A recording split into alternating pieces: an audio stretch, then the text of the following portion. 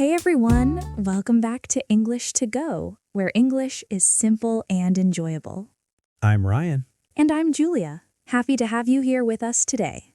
We have a really interesting topic today. It's something I think every single person listening has felt at least once. I think you're right, Ryan. It's a big one. Actually, Julia, can I be honest about something related to this? Uh-oh, that sounds serious. What happened? Well, it's about this exact topic. You know how we say English is fun? Well, last night it wasn't fun. It was actually kind of painful. Oh no. Ryan, tell me, where were you? Okay, so picture this. I was at a dinner party with some international friends.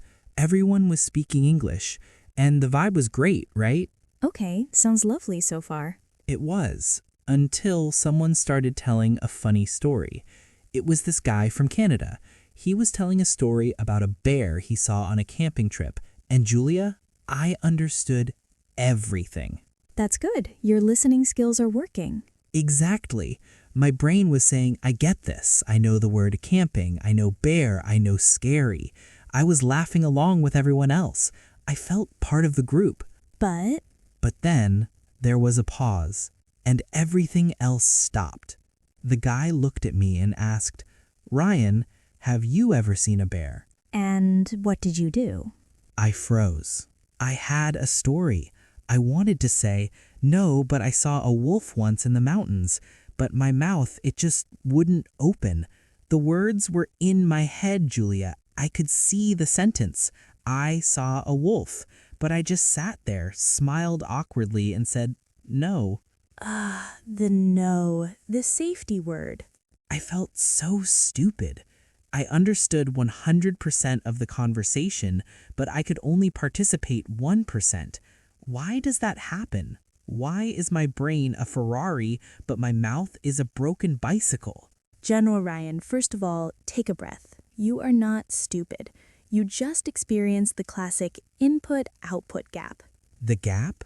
Yes, and if you are listening right now and you have ever felt like Ryan, sitting at a table, understanding the jokes but feeling locked inside your own head, you are not alone. It is the most common frustration in language learning. So I'm not broken? Not at all. But today, we are going to fix that broken bicycle. We are going to close that gap. Okay, Julia, doctor, give me the diagnosis. Why can I understand a complex story about a Canadian bear, but I can't say a simple sentence about a wolf? It comes down to how we learn. Think about it, Ryan. How much time do you spend listening to English? Podcasts, Netflix, YouTube? A lot. Maybe 2 hours a day? And how much time do you spend speaking, actually moving your mouth? Does ordering coffee count? Sure. Then maybe 30 seconds? There is your answer. You are an expert listener. You have trained your ears for years, but your mouth? Your mouth is a beginner. That makes sense. It's like I've read a lot of books about swimming, but I've never jumped in the pool. Exactly. That is a perfect analogy. You have passive knowledge. That means you recognize words when you hear them, but active knowledge, the ability to find the word and say it fast, is a totally different skill. So how do I turn the passive into active? Because I don't want to be the silent guy at the party anymore. You need to treat your mouth like a muscle. A muscle, like biceps? Yes, we talked about this before. Your mouth has muscles. Your tongue, your lips, your jaw, they are used to moving in your native language. English requires different movements, different shapes. So when I froze at the party, it wasn't just my brain, it was my physical mouth. It was both. Your brain was searching for the words and your mouth wasn't ready to form them. It's a disconnection. Okay, I need to go to the mouth gym. What is the first exercise? The first exercise is something we call shadowing. Shadowing, like a ninja? Sort of. You listen to a speaker, maybe a podcast host or a character in a movie, and you repeat exactly what they say immediately after they say it. Like an echo? Yes, but not just the words, Ryan. You have to copy the emotion, the speed, the melody. If they are angry, you sound angry. If they whisper, you whisper. I see. So if the guy at the party said, I saw a huge bear, I should silently repeat to myself, I saw a huge bear.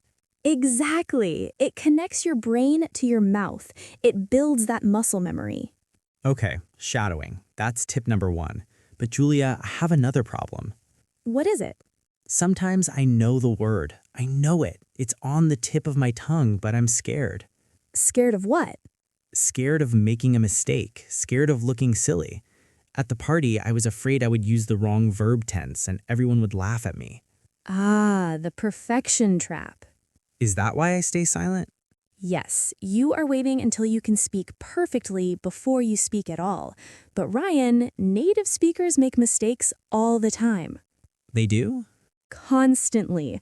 We stumble, we say, we use the wrong word, but we keep going. You need to be brave enough to be bad at English for a while. Be brave enough to be bad. I like that. Mistakes are not bad, Ryan. Mistakes are just data. They tell you what you need to learn. Okay, so fear is holding me back and a lack of muscle training. Is there anything else I can do alone? Because honestly, I don't have a speaking partner every day. You don't need a partner. You can talk to yourself. Okay, now we're back to the looking crazy part. Do it in the shower. Do it in your car. Describe your world.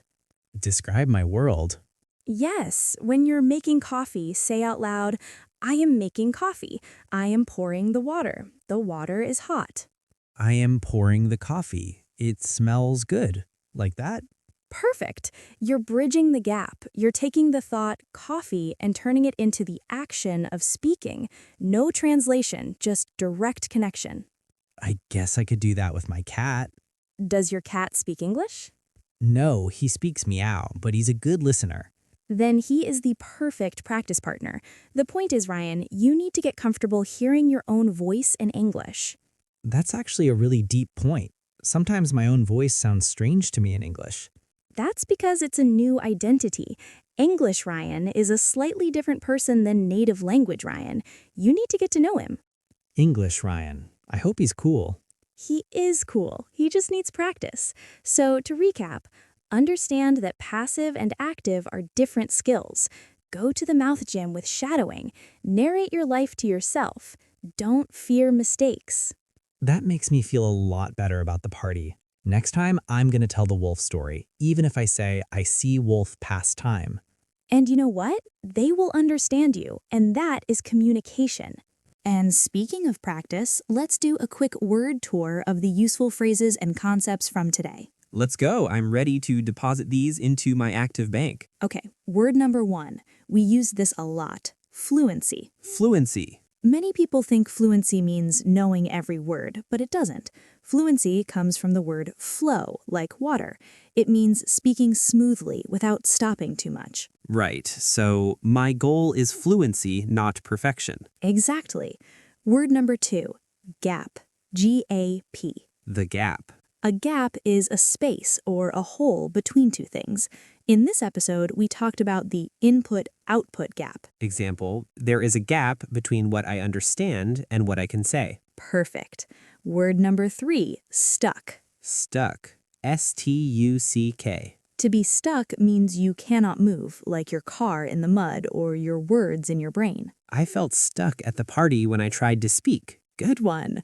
Next phrase, on the tip of my tongue. Oh, I love this idiom. On the tip of my tongue. It means you know the word, you can almost feel it, but you can't quite say it. The word for wolf was on the tip of my tongue, but I couldn't remember it. Yes, and finally, shadowing. Shadowing. A technique where you repeat a speaker immediately to practice pronunciation and rhythm. I practice shadowing every morning with the English to Go podcast. Look at that, a perfect example sentence and a little promotion. I'm learning, Julia. I'm learning. Ryan, I'm really glad you shared that story about the party. Thanks for listening. It feels better to say it out loud.